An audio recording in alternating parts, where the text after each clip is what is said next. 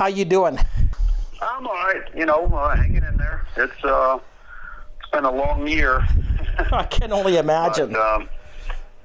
Yeah, but I'm hanging in there. I try and keep a positive attitude and just try and, stay connected to as many people as I can, and that helps keep my spirits up. And I try and work out and take care of my health the best that I can. And I've done a lot of reading. I've read somewhere around 80 books since I got locked up.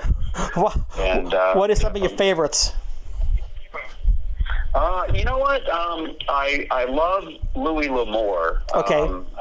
He's very quickly became one of my favorite authors, as has this guy named David Thompson. Okay. Who writes? It's a wilderness series, and it's kind of based in like the 1800s, and a guy that went out to Colorado and became a trapper out there.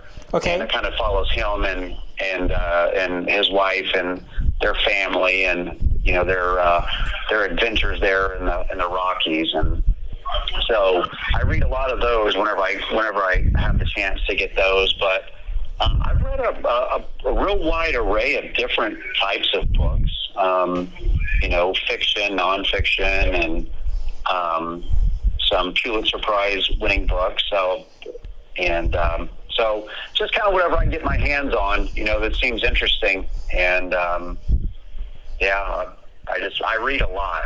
But outside of that, I write a lot too. That's one of the things I've really gotten into since I've been in here is writing. Yeah. And in fact, I was working on something before I tried calling you there, and was having a little bit of writer's block. So I was like, well, I'll put it down and make a couple phone calls and come back to it. Yeah. Hey, is there anything in particular? I mean, I've got tons of books. Can I send books directly to you, or if there's anything?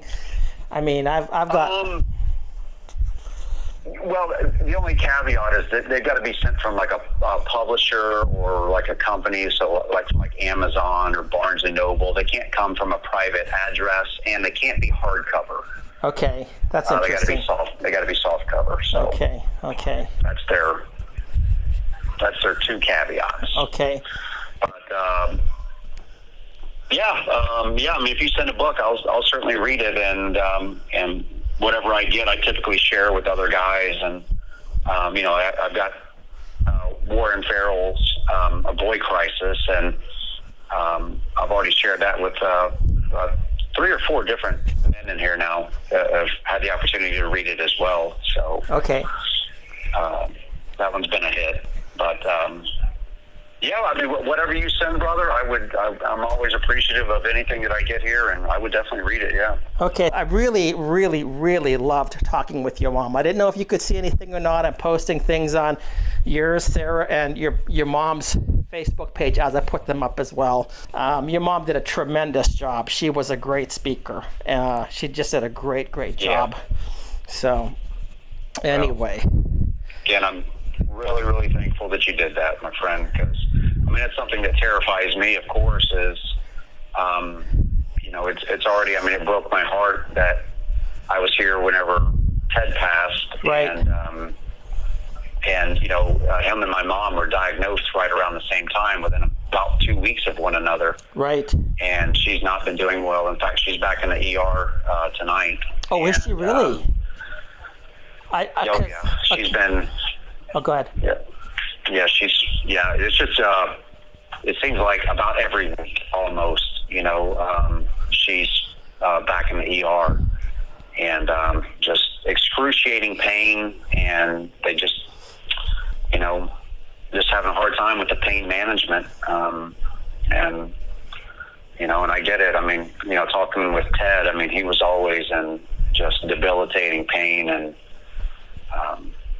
man, I'm afraid, I am, and rightfully so, I mean, just a couple months, my good friend died, and I know.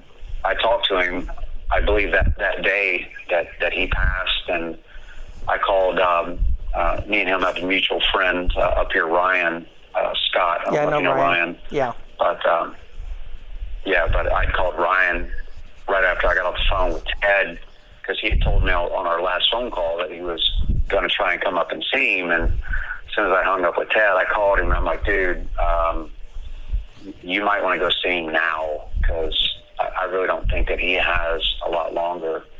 And yeah, I didn't realize how right I was. He died that evening, I think. Yeah. I was completely shocked, and I mean, I know I wasn't as close to him as many of you, but I was devastated. Ted was always like, keep doing what you're doing, keep on exposing this crap and everything else, and you know, he was just a wonderful guy, and I just thought, you know, I was under the impression he was getting better, and the next thing I hear, he passed, and it just really struck me.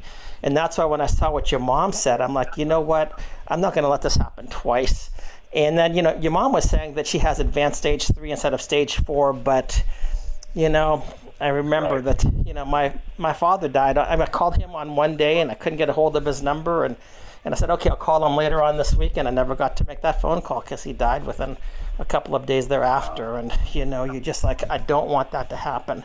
That was devastating to me. And so at the very least, I wanted to see what I could do to capture your mom. She did, like I said, a great job. Messages, I think, that not just to you and about your situation, but about, you know, your children too, and her as a grandmother.